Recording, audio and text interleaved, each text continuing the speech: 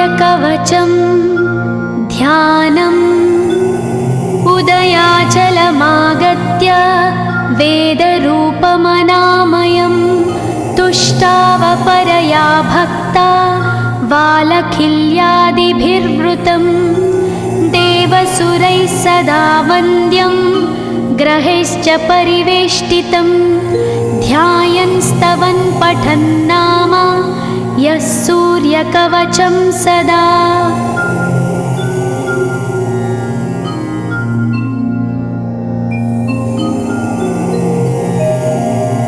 कवचं गृणिः पातु शिरोदेशं सूर्यः पालं च पातु मे आदित्यो लोचने पातु श्रुतिपातः प्रभाकरः घ्राणं पातु सदा भानो अर्क पातु तथा।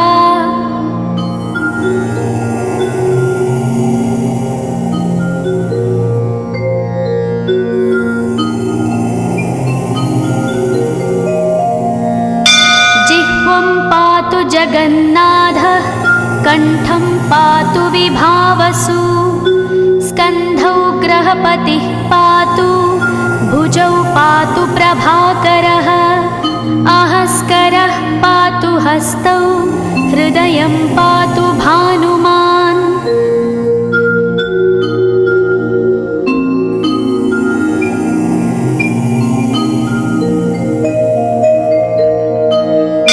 मध्यं च पातु सप्ताश्वो नाभिं पातु नभोमणिः द्वादशात्मा कटिं पातु सविता पातु सक्तिनी ऊरू पातु सुरश्रेष्ठो जानुनी पातु भास्करः जङ्घे पातु च मार्ताण्डो गुल्फौ पातु त्विषाम्पतिः।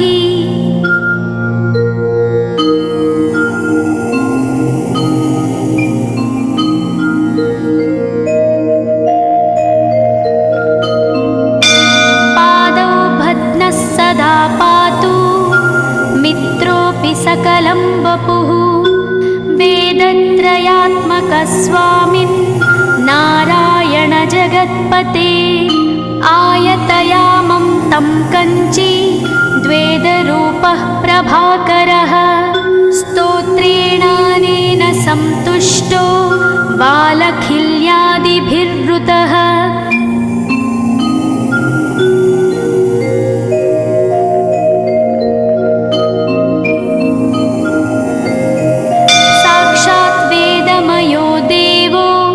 रथारूढः समागतः तं दृष्ट्या सहस्तोत्थाय दण्डवत् प्रणमन् भुवि कृताञ्जलिपुटो भूत्वा सूर्यस्याग्रे स्तुवत्तदा वेदमूर्तिः महाभागो ज्ञानदृष्टिर्विचार्य च ब्रह्मणा स्थापितं पूर्वं यथा यमाविवर्जितम्।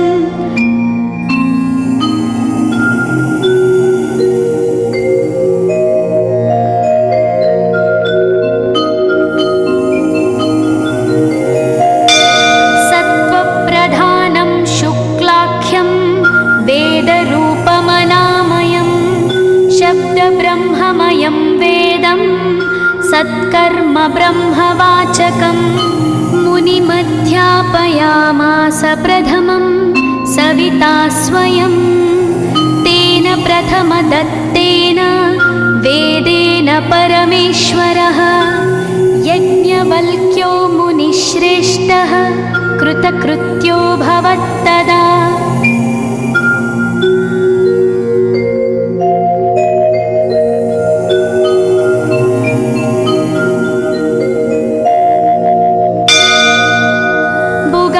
सकलान् वेदान् ज्ञातवान् सूर्यसन्निधौ इदं स्तोत्रं महापुण्यं पवित्रं पापनाशनं यः पठेच्छृणुयाद्वापि सर्वपापैः प्रमुच्यते वेदार्थज्ञानसम्पन्नः सूर्यलोकमवाप्नुयात्।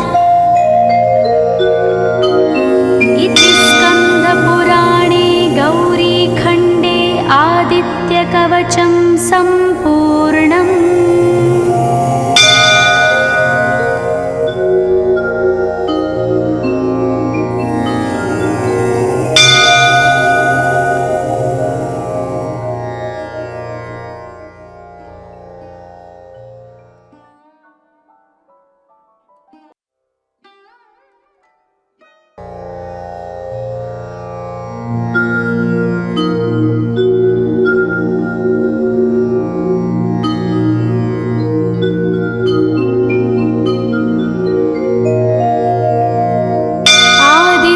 कवचं ध्यानम् उदयाचलमागत्य वेदरूपमनामयं तुष्टावपरया भक्ता वालखिल्यादिभिर्वृतं देवसुरैः सदा वन्द्यं ग्रहैश्च परिवेष्टितं ध्यायन् स्तवन् पठन् नाम यः सूर्यकवचं सदा।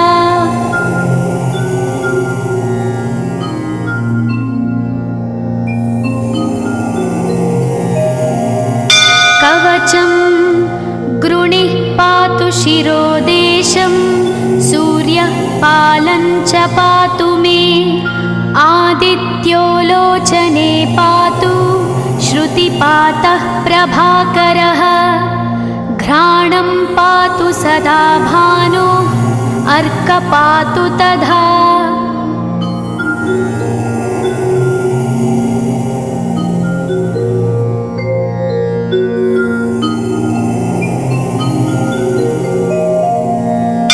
जिह्वं पातु जगन्नाथः कण्ठं पातु विभावसु स्कन्धौ ग्रहपतिः पातु भुजौ पातु प्रभाकरः अहस्करः पातु हस्तौ हृदयं पातु भानुमान्।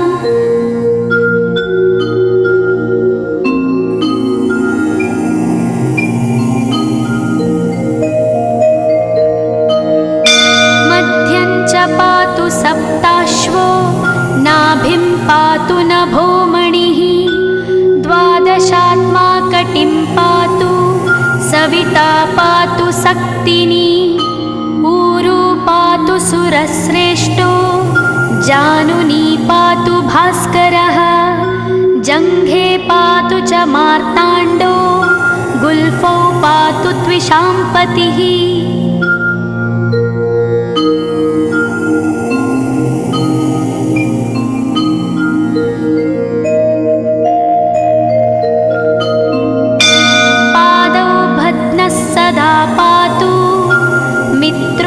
सकलं वपुः वेदत्रयात्मकस्वामिन् नारायण जगत्पते आयतयामं तं कञ्ची द्वेदरूपः प्रभाकरः स्तोत्रेणानेन सन्तुष्टो वालखिल्यादिभिर्वृतः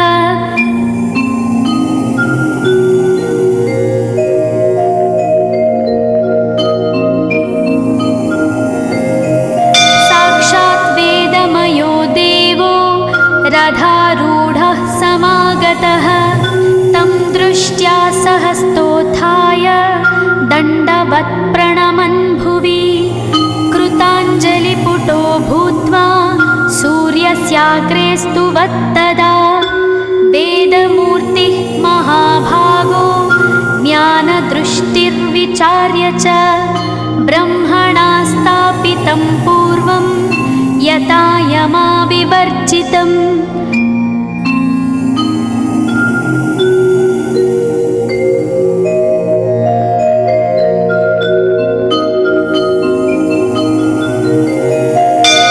सत्त्वप्रधानं शुक्लाख्यं वेदरूपमनामयं शब्दब्रह्ममयं वेदं सत्कर्म ब्रह्मवाचकम् मुनिमध्यापयामास प्रथमं सविता स्वयं तेन प्रथमदत्तेन वेदेन परमेश्वरः यज्ञवल्क्यो मुनिश्रेष्ठः कृतकृत्यो भवत्तदा।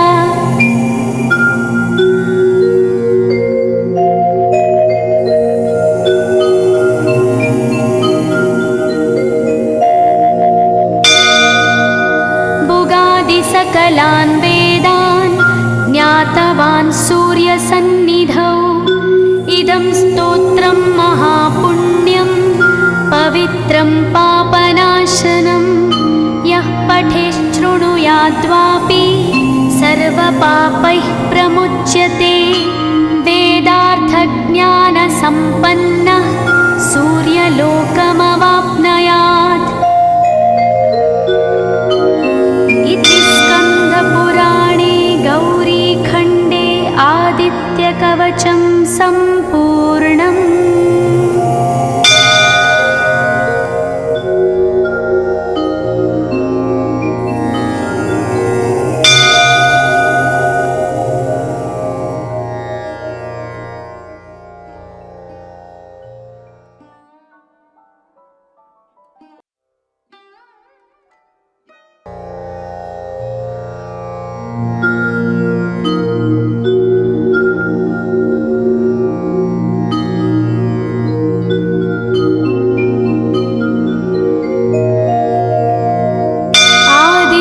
कवचं ध्यानम् उदयाचलमागत्य वेदरूपमनामयं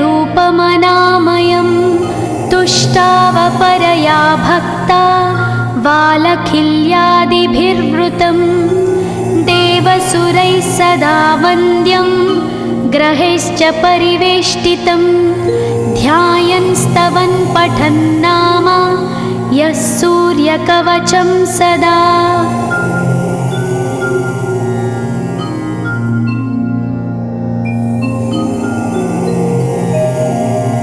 कवचं गृणिः पातु शिरोदेशं सूर्यः पालं च पातु मे आदित्यो लोचने पातु श्रुतिपातः प्रभाकरः घ्राणं पातु सदा भानो अर्क पातु तथा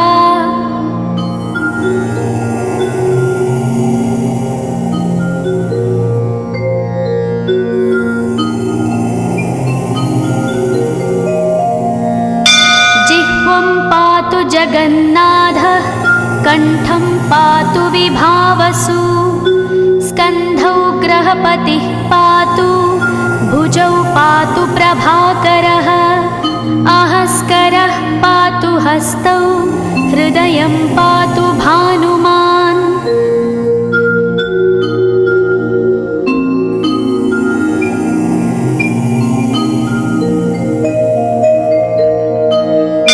मध्यं च पातु सप्ताश्वो नाभिं पातु नभोमणिः द्वादशात्मा कटिं पातु सविता पातु सक्तिनी ऊरू पातु सुरश्रेष्ठो जानुनी पातु भास्करः जङ्घे पातु च मार्ताण्डो गुल्फौ पातु त्विषाम्पतिः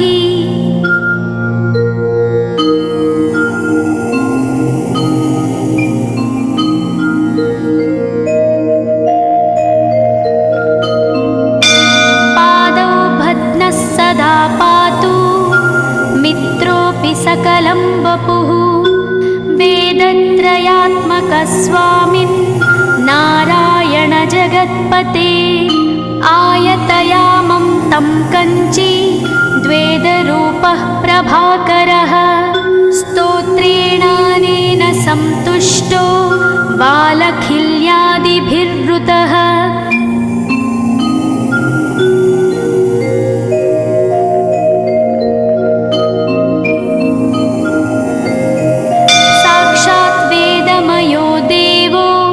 रथारूढः समागतः तं दृष्ट्या सहस्तोत्थाय दण्डवत् प्रणमन् भुवि कृताञ्जलिपुटो भूत्वा सूर्यस्याग्रे स्तुवत्तदा वेदमूर्तिः महाभागो ज्ञानदृष्टिर्विचार्य च ब्रह्मणा स्थापितं पूर्वं यथा यमाविवर्जितम्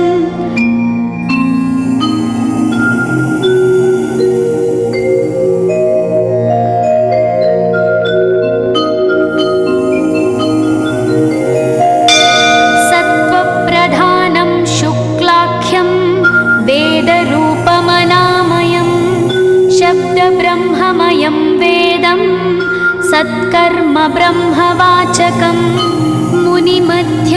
स्थापयामास प्रथमं सविता स्वयं तेन प्रथमदत्तेन वेदेन परमेश्वरः यज्ञवल्क्यो मुनिश्रेष्ठः कृतकृत्यो भवत्तदा।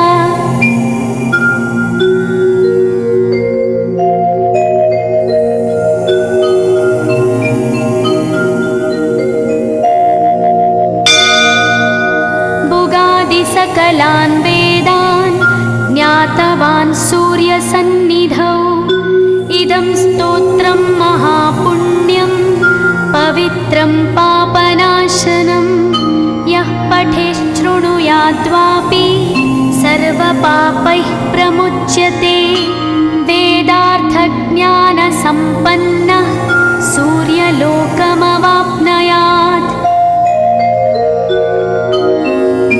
स्कन्दपुराणे गौरीखण्डे आदित्यकवचं सम्पूर्णम्।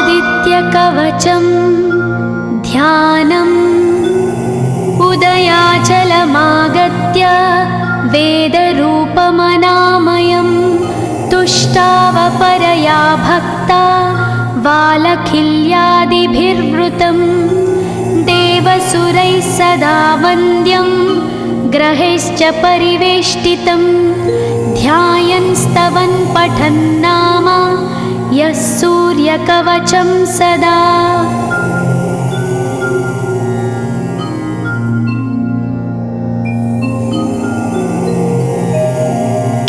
कवचं गृणिः पातु शिरोदेशं सूर्यः पालं च पातु मे आदित्यो लोचने पातु श्रुतिपातः प्रभाकरः घ्राणं पातु सदा भानो अर्क पातु तथा।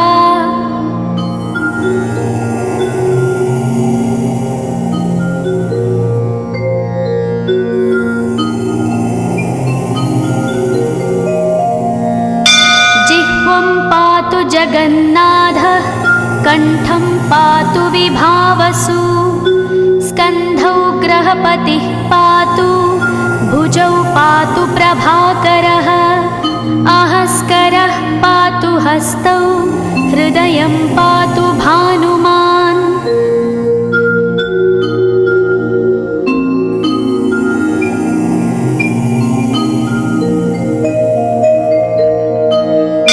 मध्यं च पातु सप्ताश्वो नाभिं पातु नभोमणिः द्वादशात्मा कटिं पातु सविता पातु सक्तिनी ऊरू पातु सुरश्रेष्ठो जानुनी पातु भास्करः जङ्घे पातु च मार्ताण्डो गुल्फौ पातु त्विषाम्पतिः।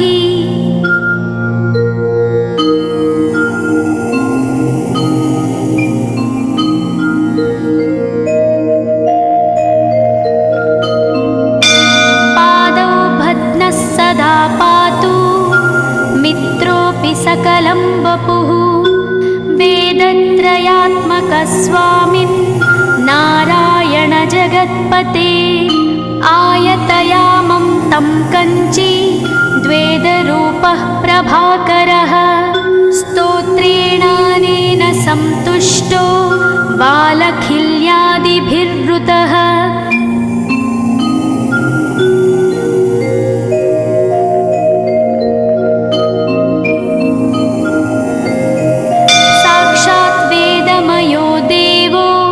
रथारूढः समागतः तं दृष्ट्या सहस्तोत्थाय दण्डवत् प्रणमन् भुवि।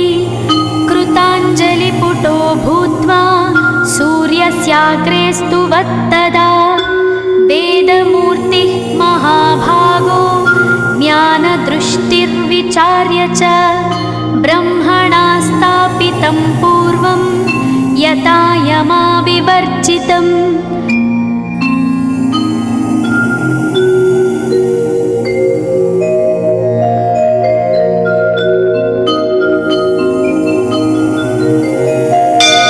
सत्त्वप्रधानं शुक्लाख्यं वेदरूपमनामयं शब्दब्रह्ममयं वेदं सत्कर्म ब्रह्मवाचकम् मुनिमध्यापयामास प्रथमं सविता स्वयं तेन प्रथमदत्तेन वेदेन परमेश्वरः यज्ञवल्क्यो मुनिश्रेष्ठः कृतकृत्यो भवत्तदा।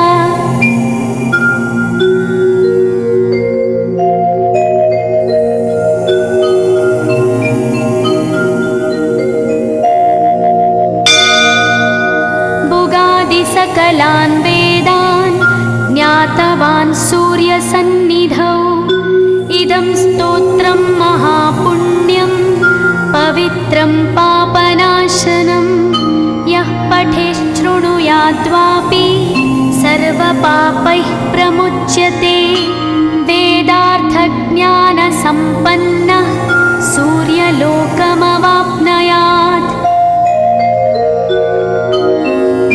स्कन्दपुराणे गौरीखण्डे आदित्यकवचं सम्पूर्णम्।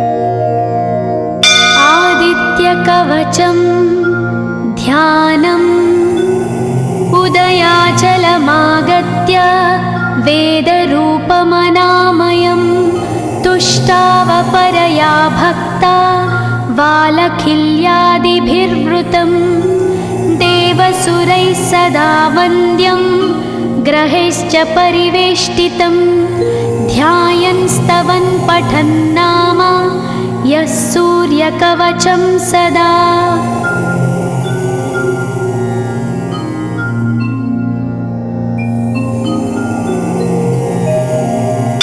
कवचं गृणिः पातु शिरोदेशं सूर्यः पालं च पातु मे आदित्यो लोचने पातु श्रुतिपातः प्रभाकरः घ्राणं पातु सदा भानो अर्क पातु तथा।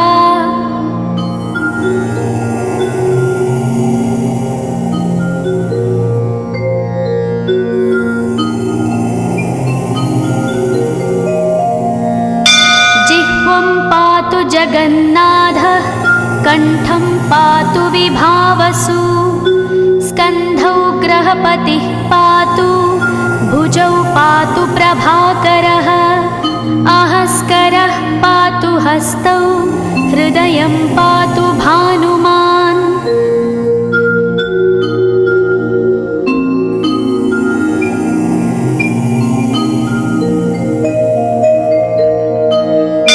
मध्यं च पातु सप्ताश्वो नाभिं पातु नभोमणिः द्वादशात्मा कटिं पातु सविता पातु सक्तिनी ऊरू पातु सुरश्रेष्ठो जानुनी पातु भास्करः जङ्घे पातु च मार्ताण्डो गुल्फौ पातु त्विषाम्पतिः।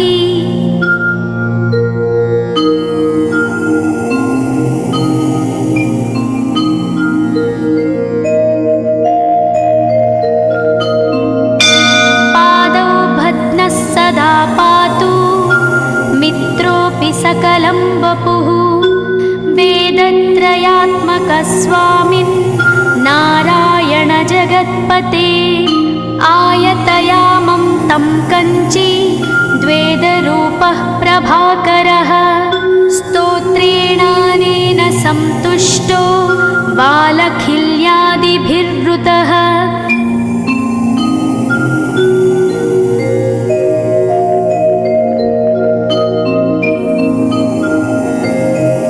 साक्षात् वेदमयो देवो रथारूढः समागतः तं दृष्ट्या सहस्तोत्थाय दण्डवत् प्रणमन् भुवि कृताञ्जलिपुटो भूत्वा सूर्यस्याग्रे स्तुवत्तदा वेदमूर्तिः महाभागो ज्ञानदृष्टिर्विचार्य च ब्रह्मणा स्थापितं पूर्वं यथा यमाविवर्जितम्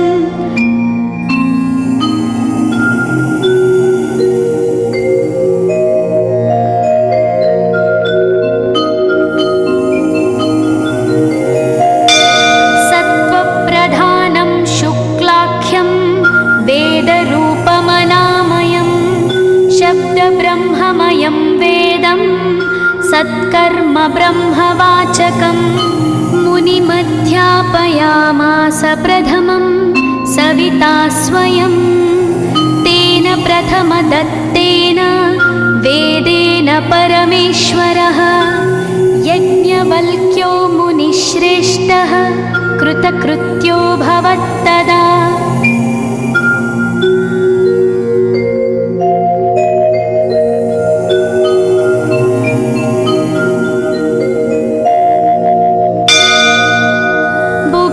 सकलान् वेदान् ज्ञातवान् सूर्यसन्निधौ इदं स्तोत्रं महापुण्यं पवित्रं पापनाशनं यः पठेच्छृणुयाद्वापि सर्वपापैः प्रमुच्यते वेदार्थज्ञानसम्पन्नः सूर्यलोकमवाप्नुयात्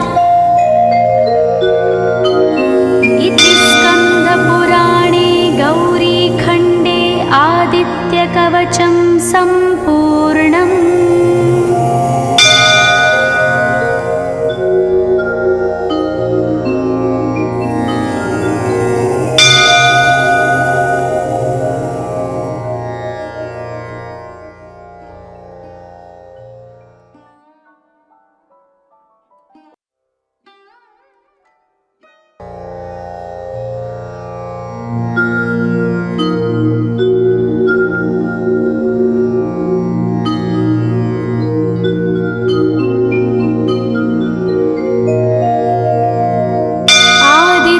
कवचं ध्यानम् उदयाचलमागत्य वेदरूपमनामयं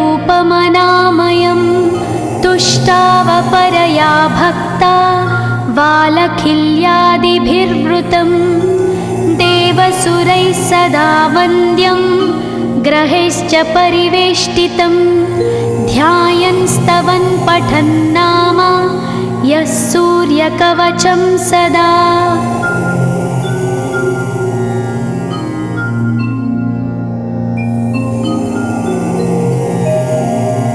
कवचं गृणिः पातु शिरोदेशं सूर्यः पालं च पातु मे आदित्यो लोचने पातु श्रुतिपातः प्रभाकरः घ्राणं पातु सदा भानो अर्क पातु तथा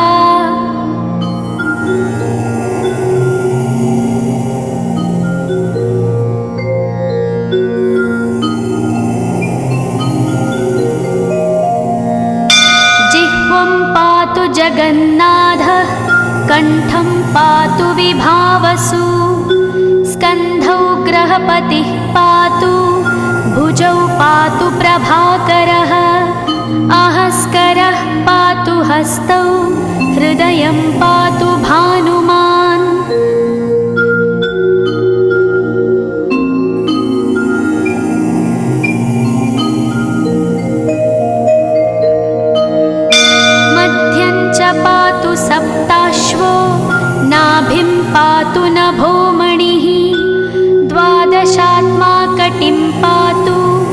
सविता पातु सक्तिनी ऊरू पातु सुरश्रेष्ठो जानुनी पातु भास्करः जङ्घे पातु च मार्ताण्डो गुल्फौ पातु त्विषाम्पतिः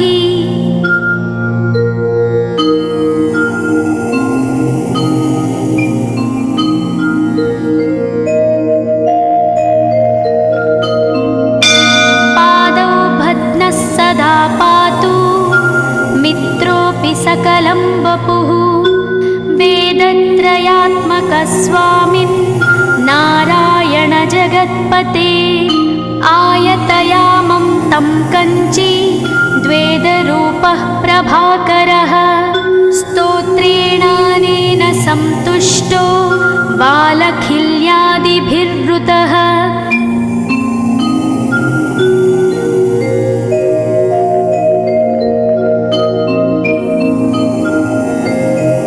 साक्षात् वेदमयो देवो रथारूढः समागतः तं दृष्ट्या सहस्तोत्थाय दण्डवत् प्रणमन् भुवि कृताञ्जलिपुटो भूत्वा सूर्यस्याग्रे स्तुवत्तदा वेदमूर्तिः महाभागो ज्ञानदृष्टिर्विचार्य च ब्रह्मणा स्थापितं पूर्वं यथा यमाविवर्जितम्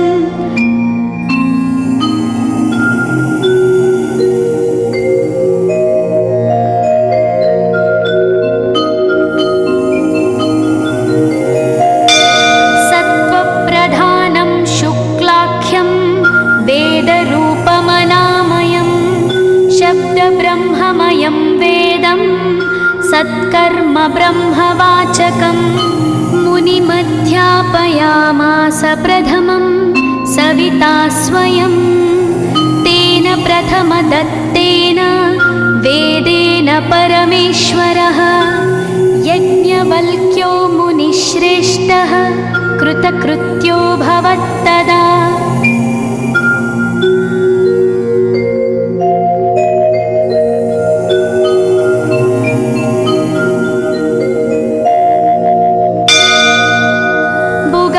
सकलान् वेदान् ज्ञातवान् सूर्यसन्निधौ इदं स्तोत्रं महापुण्यं पवित्रं पापनाशनं यः पठेच्छृणुयाद्वापि सर्वपापैः प्रमुच्यते वेदार्थज्ञानसम्पन्नः सूर्यलोकमवाप्नुयात् इति स्कन्दपुराणे गौरीखण्डे आदित्यकवचं सम्पूर्णम्।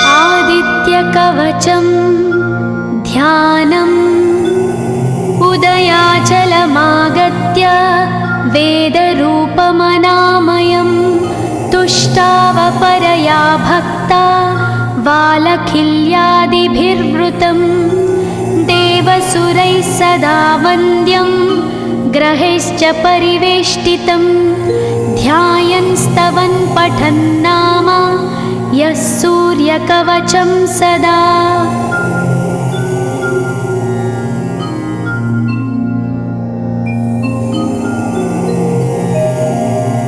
कवचं गृणिः पातु शिरोदेशं सूर्यः पालं च पातु मे आदित्यो लोचने पातु श्रुतिपातः प्रभाकरः घ्राणं पातु सदा भानो अर्क पातु तथा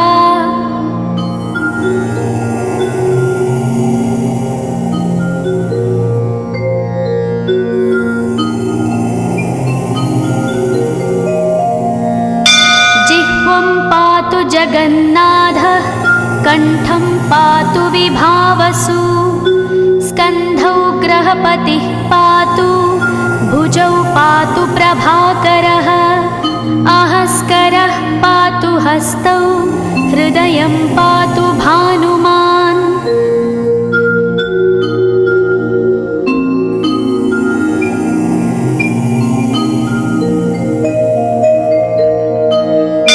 मध्यं च पातु सप्ताश्वो नाभिं पातु नभोमणिः द्वादशात्मा कटिं पातु सविता पातु सक्तिनी ऊरू पातु सुरश्रेष्ठो जानुनी पातु भास्करः जङ्घे पातु च मार्ताण्डो गुल्फौ पातु त्विषाम्पतिः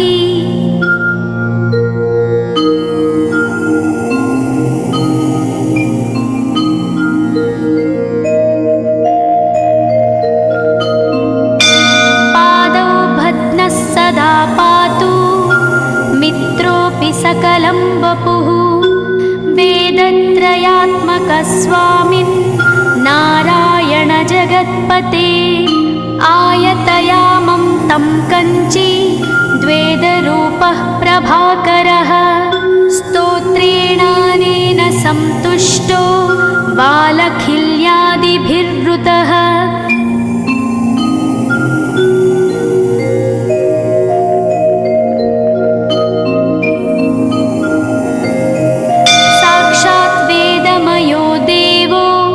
रथारूढः समागतः तं दृष्ट्या सहस्तोत्थाय दण्डवत् प्रणमन् भुवि कृताञ्जलिपुटो भूत्वा सूर्यस्याग्रे स्तुवत्तदा वेदमूर्तिः महाभागो ज्ञानदृष्टिर्विचार्य च ब्रह्मणा स्थापितं पूर्वं यथा यमाविवर्जितम्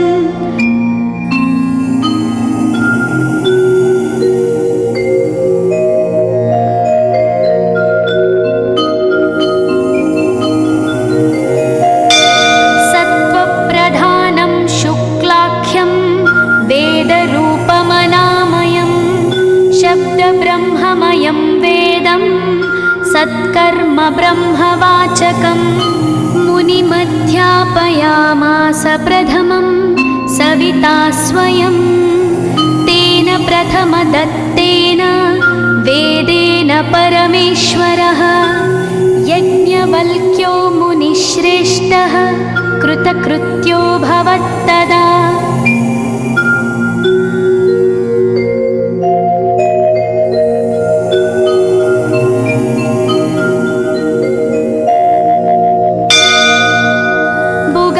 सकलान् वेदान् ज्ञातवान् सूर्यसन्निधौ इदं स्तोत्रं महापुण्यं पवित्रं पापनाशनं यः पठेच्छृणुयाद्वापि सर्वपापैः प्रमुच्यते वेदार्थज्ञानसम्पन्नः सूर्यलोकमवाप्नुयात् स्कन्दपुराणे गौरीखण्डे आदित्यकवचं सम्पूर्णम्।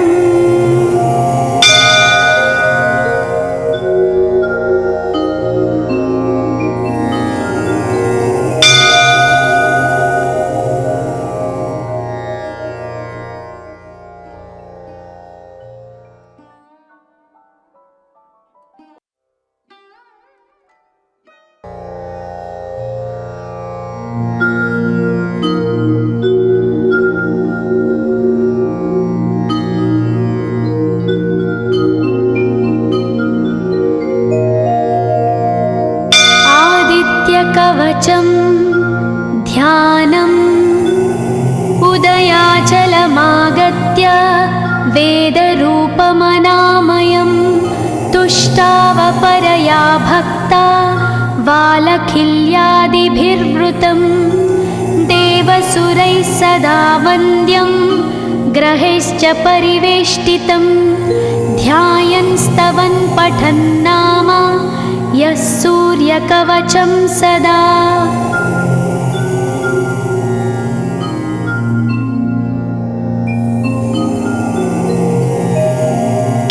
कवचं गृणिः पातु शिरोदेशं, सूर्यः पालं च पातु मे। आदित्यो लोचने पातु, श्रुतिपातः प्रभाकरः। घ्राणं पातु सदा भानो, अर्क पातु तथा।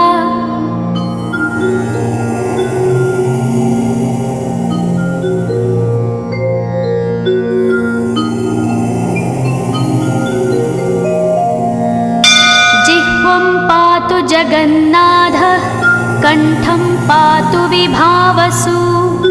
स्कन्धौ ग्रहपतिः पातु, भुजौ पातु प्रभाकरः। अहस्करः पातु हस्तौ, हृदयं पातु भानुमान्।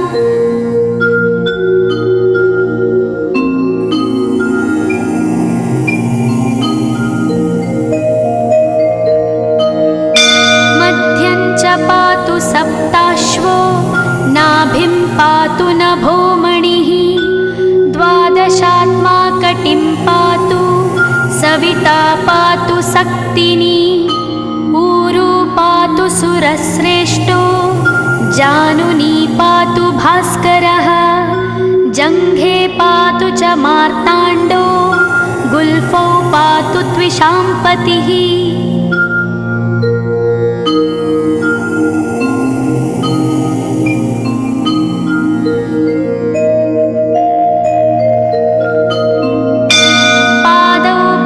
सदा पातु, मित्रोऽपि सकलं वपुः। वेदत्रयात्मकः स्वामिन्, नारायण जगत्पते। आयतयामं तं कञ्ची, द्वेदरूपः प्रभाकरः। स्तोत्रेणानेन सन्तुष्टो, बालखिल्यादिभिर्वृतः।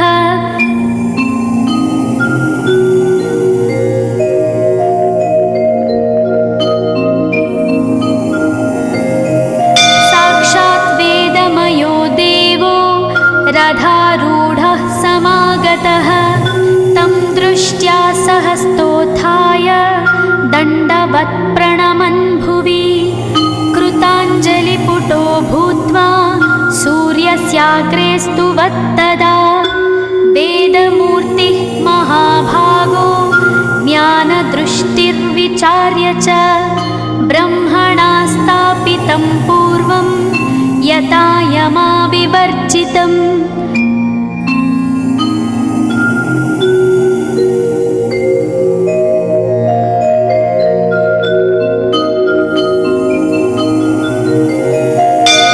सत्त्वप्रधानं शुक्लाख्यं, वेदरूपमनामयं। शब्दब्रह्ममयं वेदं, सत्कर्म ब्रह्मवाचकम्। मुनिमध्यापयामास प्रथमं, सविता स्वयं। तेन प्रथमदत्तेन, वेदेन परमेश्वरः। यज्ञवल्क्यो मुनिश्रेष्ठः, कृतकृत्यो भवत्तदा।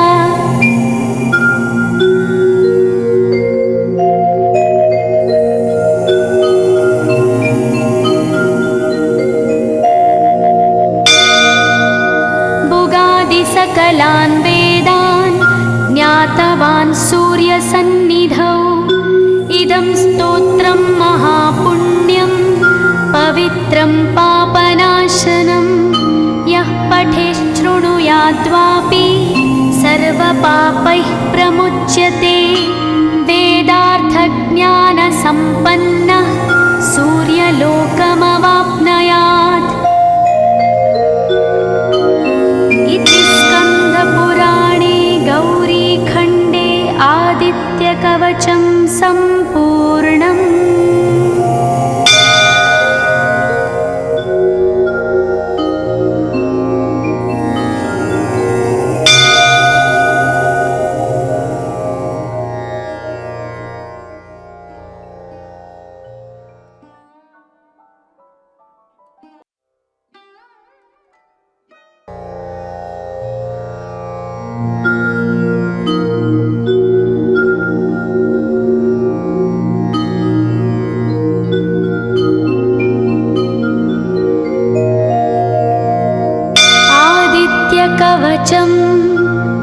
वर्तमानम् उदयाचलमागत्य वेदरूपमनामयं तुष्टावपरया भक्ता वालखिल्यादिभिर्वृतं देवसुरैः सदा वन्द्यं ग्रहैश्च परिवेष्टितं ध्यायन् स्तवन् पठन् नाम यः सूर्यकवचं सदा।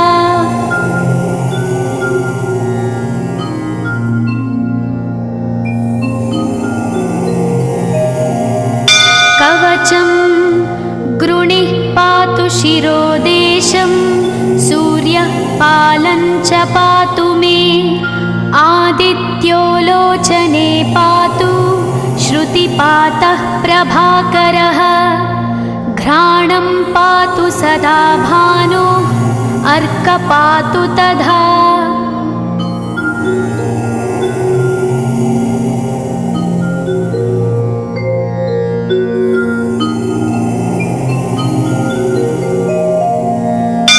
जिह्वं पातु जगन्नाथः कण्ठं पातु विभावसु स्कन्धौ ग्रहपतिः पातु भुजौ पातु प्रभाकरः अहस्करः पातु हस्तौ हृदयं पातु भानुमान्।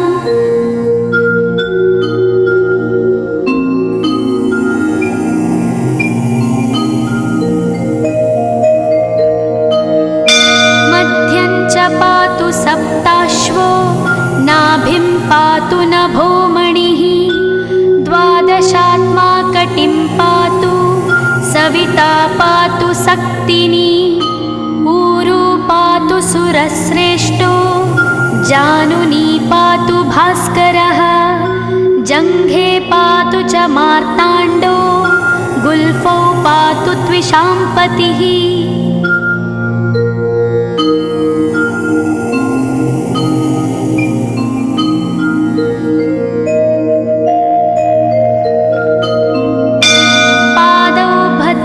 सदा पातु मित्रोऽपि सकलं वपुः वेदत्रयात्मकस्वामिन् नारायण जगत्पते आयतयामं तं कञ्ची द्वेदरूपः प्रभाकरः स्तोत्रेणानेन सन्तुष्टो वालखिल्यादिभिर्वृतः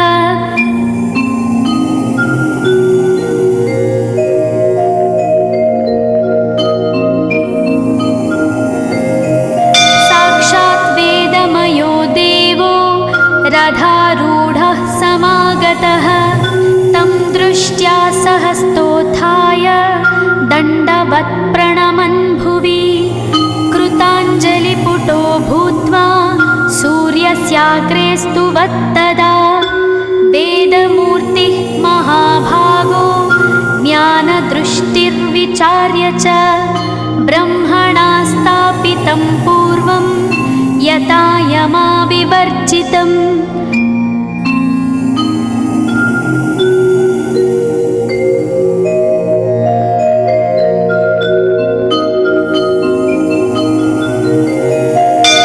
सत्त्वप्रधानं शुक्लाख्यं वेदरूपमनामयं शब्दब्रह्ममयं वेदं सत्कर्म ब्रह्मवाचकम् मुनिमध्यापयामास प्रथमं सविता स्वयं तेन प्रथमदत्तेन वेदेन परमेश्वरः यज्ञवल्क्यो मुनिश्रेष्ठः कृतकृत्यो भवत्तदा।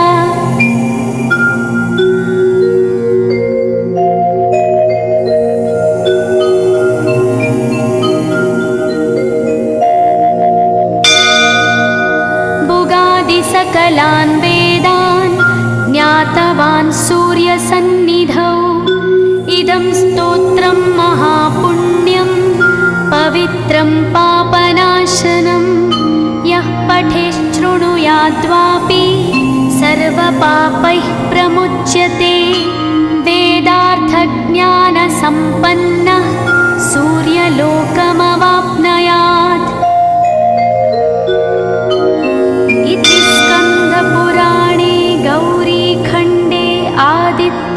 कवचं सम्पूर्णम्।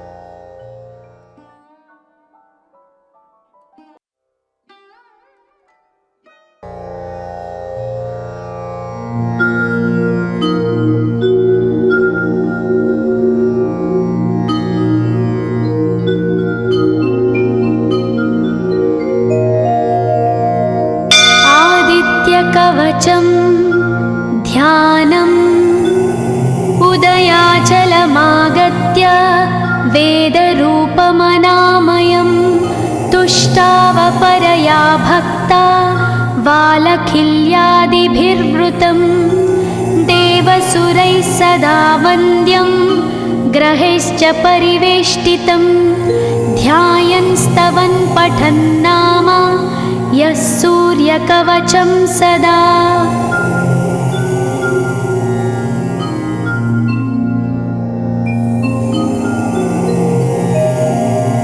कवचं गृणिः पातु शिरोदेशं सूर्यः पालं च पातु मे आदित्यो लोचने पातु श्रुतिपातः प्रभाकरः घ्राणं पातु सदा भानो अर्क पातु तथा।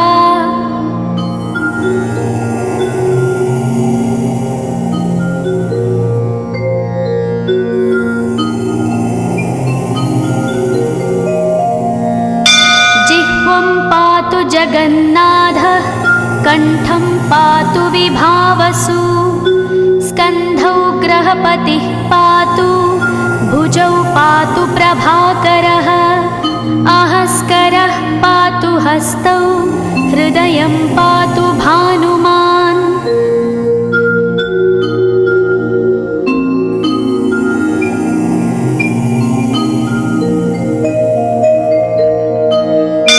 मध्यं च पातु सप्ताश्वो नाभिं पातु नभोमणिः द्वादशात्मा कटिं पातु सविता पातु सक्तिनी ऊरू पातु सुरश्रेष्ठो जानुनी पातु भास्करः जङ्घे पातु च मार्ताण्डो गुल्फौ पातु त्विषाम्पतिः।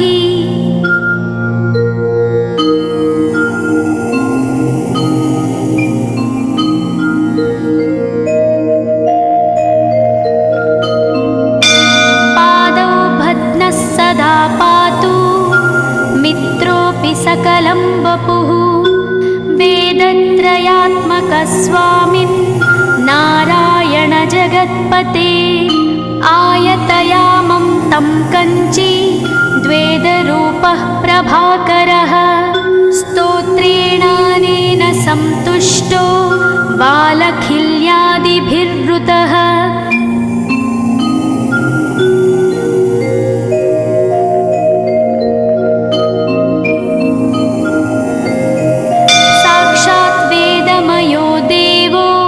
रथारूढः समागतः तं दृष्ट्या सहस्तोत्थाय दण्डवत् प्रणमन् भुवि कृताञ्जलिपुटो भूत्वा सूर्यस्याग्रे स्तुवत्तदा वेदमूर्तिः महाभागो ज्ञानदृष्टिर्विचार्य च ब्रह्मणा स्थापितं पूर्वं यथा यमाविवर्जितम्।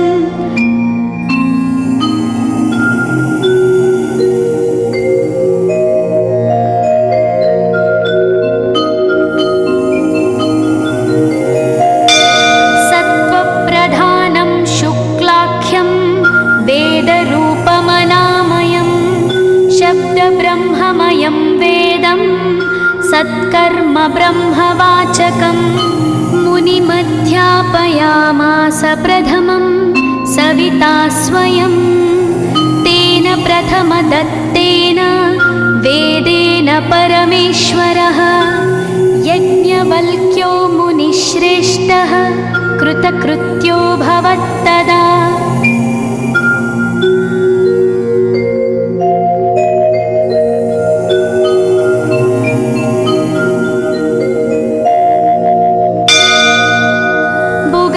सकलान् वेदान् ज्ञातवान् सूर्यसन्निधौ।